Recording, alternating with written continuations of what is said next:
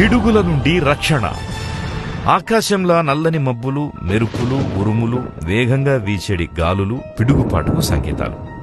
పిడుగులు ఎత్తైన కొండ ప్రాంతాలు, పొడవైన చెట్లు, సెల్ఫోన్ టవర్లు, విద్యుత్ టెలిఫోన్ స్తంభాలు, బహిరంగ ప్రదేశాలల్లా పడతాయి. చేయవలసిన, తీసుకోవలసిన జాగ్రత్తలు.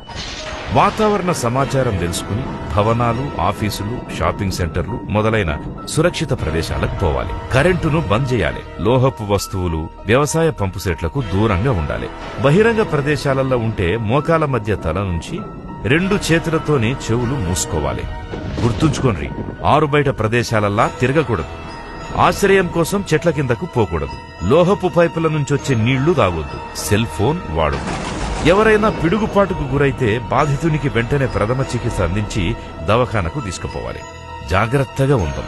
పిడుగుపాటుకు జీవితాలు బలిగాకుండా కనీస జాగ్రత్తలు తీసుకుందాం. ఈ ప్రకృతి వైపరీత్యం నుంచి మనల్ని మనం కాపాడుకుందాం.